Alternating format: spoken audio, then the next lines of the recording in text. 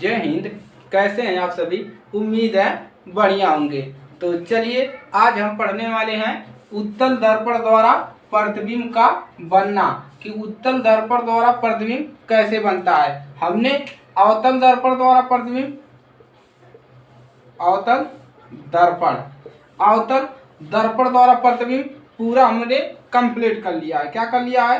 Complete कर लिया है। और आज की क्लास में हम पढ़ेंगे उत्तल दर्पण द्वारा प्रतिबिंब कैसे बनता है। तो इसमें आपके दो केस हैं, पहला केस, दूसरा केस।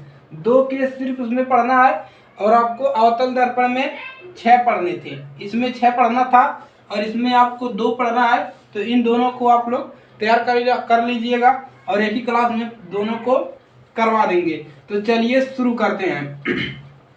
तो आप लोग हेडिंग डाल लो, उत्तल दर्पण द्वारा प्रतिबिंब का बनना। चलिए नया सिलेबस आपका है। देखिए इसमें आपको सभी टॉपिक पढ़ना है, सभी टॉपिक को आपको पढ़ लेना है। आपका जो है चैप्टर को हटाया गया है, टॉपिक वही है आपका। जो चैप्टर हटा है उसको नहीं पढ़ना है, जो है उसमें सभी टॉपिकों को अच्छे से पढ़ना है, क्योंकि जब आपका सिलेबस कम हुआ है तो उसी में से आपका क्वेश्चन बनने की संभावना है ज़्यादातर। तो चलिए हेडिंग डाल लिया आप लोगों ने, अब चलिए शुरू करते हैं।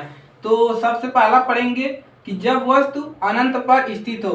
पहला पढ़ेंगे कि जब वस्तु अनंत पर हो और दूसरा पढ़ेंगे जब वस्तु अनंत और ध्रुव के बीच हो, यानी कि अनंत और जो ध्रुव पी होता है उसके बीच में कहीं पर वस्तु रखा हो। तो चलिए पहला नंबर आप लोग डाल लीजिए, जब वस्तु अनंत पर स्थित हो। तो आप लोग हेडिंग यही डाल लीजिए कि जब वस्तु अनंत पर स्थित हो।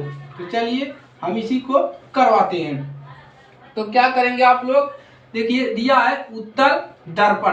तो आप लोग क्या करेंगे, एक उत्तल दर्पण ले लेंगे। चलिए अब हम यहाँ से क्या करेंगे, एक उत्तल दर्पण ले लीजिए और ये क्या होता है, अंदर की तरफ होता है। तो चलिए पॉलिश कर दीजिए इसको। और बाहर जो होता है परावर्तक होता है, बाहर की तरफ क्या होता है, परावर्तक होता है। तो ये आपका है क्या, उत्तल दर्पण। उत्तल दर्पण है, इसको नाम दे दीजिए यम और यन। चलिए यम और यन। चलिए अब क्या करेंगे, अब हम बनाएंगे मुख्य अक्ष। तो चलिए मुख्य अक्ष बना लेंगे यहाँ से। ये क्या है आपका, मुख्य अक्ष है, इसी को कहते हैं लाइन को मुख्य अक्ष। और मुख्य अक्ष मान लीजिए मुख्य सड़क, जैसे सड़क पे चलते हो, इधर उधर चलते हो तो उसको मुख्य सड़क मान लेते हैं। तो इसी प्रकार से ये दर्पण में होता है, इसको मुख्य अक्ष मान लेते हैं। तो ये हो गया है आपका पी, जिसको बोलते हैं ध्रुव।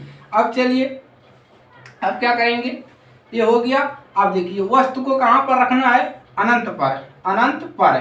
तो चलिए हम क्या कर रहे हैं, वस्तु को हम कहाँ पर रख दें, अनंत पर। तो चलिए ये है आपका वस्तु, ये आपका वस्तु है और इसको हमने रख दिया, इसको मान लीजिए ए बी कोई वस्तु है और इसको हमने रख दिया अनंत पर, अनंत पर रख दिया। अब क्या करेंगे, प्रकाश किरण भेजेंगे। अब जितने चाहे उतने प्रकाश किरण भेज सकते हैं। तो हम यहाँ से क्या करेंगे, प्रकाश किरण भेजेंगे। तो किस इस प्रकार से बनेगा, चलिए यहाँ से भी भेज दीजिए, ज़्यादा मत भेजिए, दिखाने के लिए भेज दीजिए, सीधा भेजेंगे। अब चलिए नीचे से भी भेज देंगे, नीचे से भेज देंगे। आप यहाँ से भी भेज सकते हैं, कहीं से भी भेज सकते हैं। चलिए यहाँ से भी भेज लीजिए, जितना चाहे जितना, आप बीच में भी जितना चाहे उतना भेज सकते हैं। चलिए प्रकाश किरण भेज दिए, इसको दिखा दीजिए इस प्रकार से, इस प्रकार से। और देखिए ये किधर जाएगा, इसी टकराने के बाद इसी माध्यम में वापस आ जाएगा। ये देखिए गया, ये गया, ये गया, इस प्रकार से निकलेगा, ये वाला इस प्रकार से निकलेगा, प्रकाश किरण निकल रहा है। और ये निकलेगा इस प्रकार से और ये ऊपर की तरफ चला जाएगा। ये हो गया। अब चलिए अब क्या करेंगे, यहाँ पर आपका क्या है, फोकस है। क्या है आपका, फोकस होता है, फोकस। और यहाँ पर आपका होगा वक्रता केंद्र। ये हो गया। अब चलिए अब ये जो प्रकाश किरणें हैं ये तो इधर चली गई, लेकिन इसका आभासी किरण जो है, यानी कि इसका आभासी किरण इस फोकस से होकर जाएगी। तो इसका आभासी किरण इस प्रकार से फोकस से होकर जाएगी, ये वाला भी जाएगा फोकस से होकर इस प्रकार से, और ये वाला भी जाएगा फोकस से होकर इस प्रकार से, और देखिए ये वाला भी आएगा फोकस से, सीधा बनाएंगे फोकस से होकर, आने की आपका यहीं पर क्या कर रहा है, सभी बिंदुएं मिल रही है, यहीं पर जो इस वस्तु का प्रतिबिंब बन रहा है। तो यहाँ से देखिए प्रतिबिंब तो आपका बन गया, यही आपको करना है और कुछ नहीं करना है। इसको भी कर लीजिए, इस तो हो गया, और ये वाला बनेगा ऐसे, ये ऐसे चला जाएगा, यहाँ पर कोड बनेगा आई और आर, आई आर कोड बन जाएगा, आई आर। चलिए ये हो गया। अब आपका जो है प्रतिबिंब प्राप्त हो गया, इस वस्तु का ये प्रतिबिंब मिला, तो हम क्या लिखेंगे इस स्थिति में, ठीक है, अच्छे समझ में आ गया।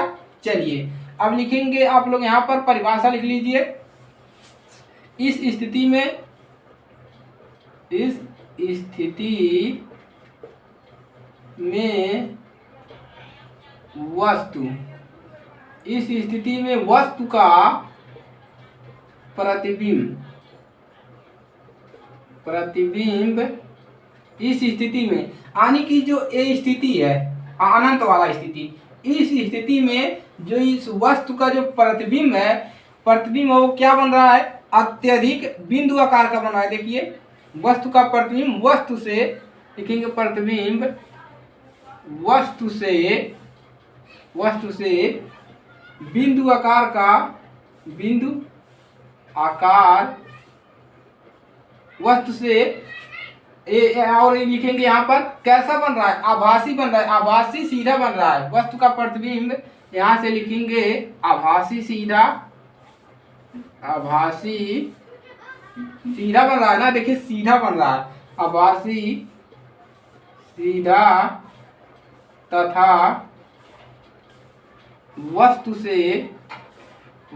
से बिंदु आकार का, बिंदु आकार का प्राप्त होता है, प्राप्त होता है। और देखिए प्राप्त हो गया, और ये जो प्रतिबिंब है वो कहाँ पर बन रहा है, देखिए ये जो प्रतिबिंब है ये कहाँ पर बन रहा है, फोकस पर, फोकस पर प्राप्त हो रहा है। तो लिख दो, जो उसको भी लिख दीजिए कि यह प्रतिबिंब, प्रतिबिंब, यह प्रतिबिंब फोकस पर, फोकस पर प्राप्त होता है। हो गया, इतना ही करना है आपको, प्राप्त होता है। तो ये पहला वाला हो गया, इसी को करना है। इसका मेन कारण है इस वस्तु का प्रतिबिंब प्राप्त करना, कि प्रतिबिंब कहाँ पर प्राप्त हो रहा है, यही करना है आपको, कुछ भी नहीं है, सिंपल है, आसानी से कर ले जाओगे। तो अनंत पर रखने पर इसका प्रतिबिंब जो है बिंदु के आकार का फोकस पर प्राप्त हो रहा है। तो ये पहला वाला स्थिति आपका हो गया। अब हम करेंगे दूसरा वाला स्थिति, कहाँ पर, जब वस्तु यानी कि पी ध्रुव है, ध्रुव, और अनंत से हम इसको और बीच में रखेंगे, इसके और इसके बीच में हम वस्तु को रख देंगे, तो देखेंगे उसका प्रतिबिंब कहाँ पर प्राप्त हो रहा है। चलिए इसको नोट कर लेंगे।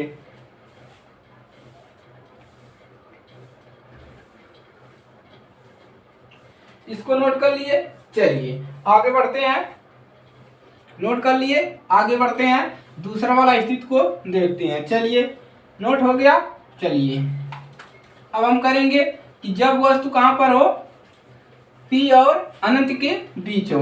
चलिए आप लोग हेडिंग दोबारा डाल लीजिए, ये वाला, जब वस्तु अनंत और P पर स्थित हो।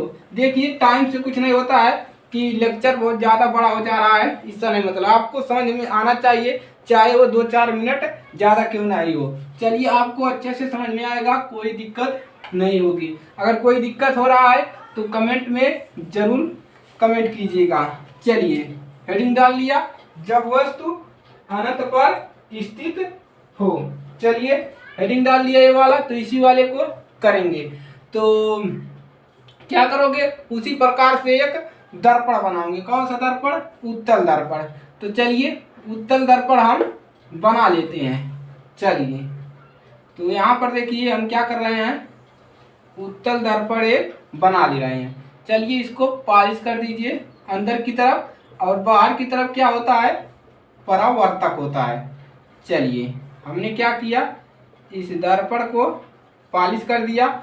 इसको नाम दे दीजिए यम और इसको यन, और ये है आपका उत्तल दर्पण। चलिए उत्तल दर्पण हो गया। अब क्या करेंगे, अब हम बनाएंगे मुख्य अक्ष। चलिए मुख्य अक्ष बना लीजिए। चलिए सीधा बनाए, एकदम मुख्य अक्ष आपका सीधा होना चाहिए, सीधा। चलिए मुख्य अक्ष बनाएंगे। चलिए सीधा है, तो ये हो गया आपका मुख्य अक्ष। और यहाँ पर क्या है आपका पी, यानी कि ध्रुव। चलिए ध्रुव अब हमको अनंत के बीच में रखना है, तो हम क्या करेंगे, वस्तु को और फोकस भी बना लीजिए। यहाँ पर आपका रहेगा फोकस, और इतने ही दूरी पर रहेगा आपका वक्रता केंद्र।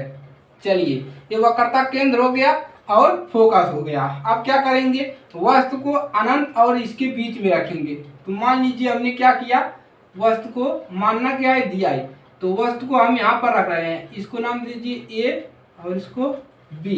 ये क्या है आपका वस्तु। हमेशा लिख रहे हैं ताकि आपको जब भी कभी भी पढ़े तो आपको भूले नहीं, पूरा याद रहे। चलिए वस्तु रख दिया। अब क्या करेंगे, देखिए अब क्या करना होता है, अब हम यहाँ से प्रकाश किरण को भेजेंगे। तो चलिए प्रकाश किरण को भेजते हैं। तो प्रकाश किरण को सीधा भेजेंगे एकदम, प्रकाश किरण क्योंकि सीधा गमन करती है प्रकाश किरण।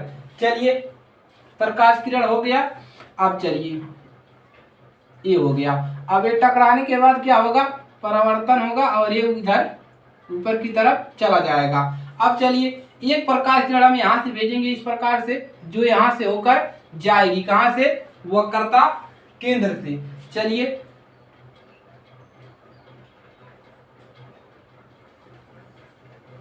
चलिए इसको हमने भेजा इधर से, और इस टकराने के बाद इसी माध्यम में ऊपर चला गया। चलिए ये हो गया प्रकाश किरण आपका।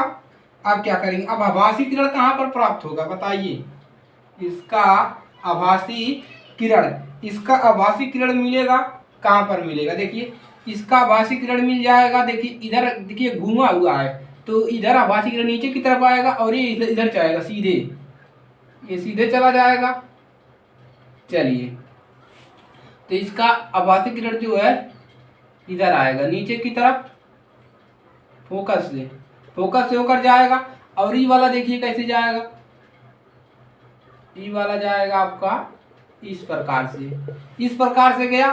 तो देखिए कहाँ पर प्रतिबिंब को बना है, यहाँ पर काट रहा है, तो प्रतिबिंब यहीं पर बना। कहाँ पर काट रहा है, यहाँ पर प्रतिबिंब इसका बन गया। तो इसका प्रतिबिंब दिखा दीजिए, कैसे प्रतिबिंब इसका दिखा दीजिए।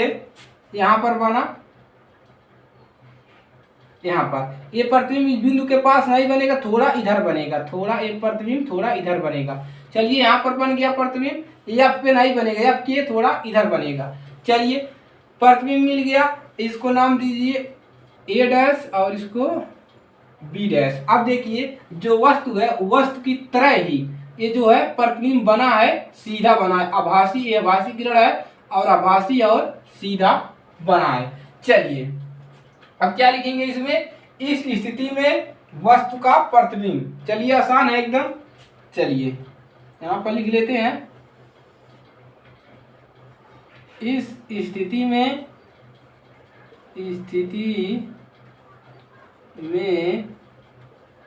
वस्तु का प्रतिबिंब, ये आपको जो है किरण आरेख में देता है, इसी को कहता है कि किरण आरेख कीजिए। इस स्थिति में वस्तु का प्रतिबिंब कैसा बनेगा, आभासी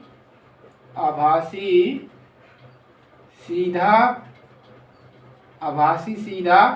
तथा वस्तु से देखिए ये जो वस्तु है इससे क्या बन रहा है, छोटा बन रहा है, वस्तु से छोटा प्राप्त होता है। अब चलिए इतना हो गया। अब ये भी लिख दीजिए कि यह प्रतिबिंब कहाँ पर प्राप्त होता है, एफ और पी के बीच प्राप्त होता है। तो लिख दीजिए यह प्रतिबिंब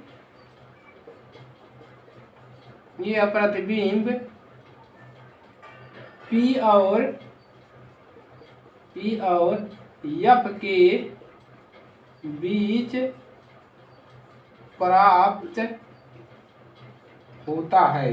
हो गया, इतना ही आपको लिखना रहेगा।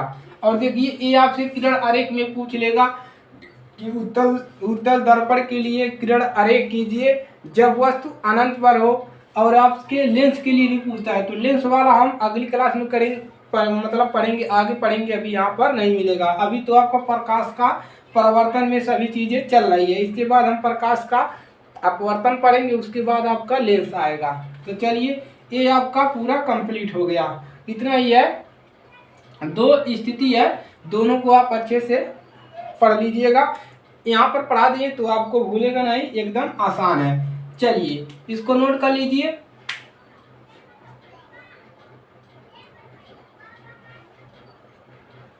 चलिए नोट कर लिया। अब देखिए आज के लिए सिर्फ इतना ही, और इसको आप लोग तैयार कर लीजिएगा। एकदम आसान है, कुछ भी नहीं है, इजी है, आसानी से तैयार हो जाएगा।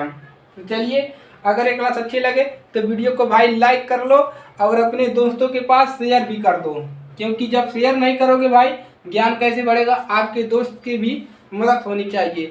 और जब चलिए इस वीडियो को पूरे ज़्यादा से ज़्यादा शेयर करें, अपने स्कूलों में बताइए कि जो AYZ क्लासेस पे विज्ञान और गणित की क्या की तैयारियां कराई जाती है। तो चलिए आज के लिए सिर्फ इतना ही, मिलेंगे नेक्स्ट क्लास में, तब तक के लिए जय हिंद, जय भारत।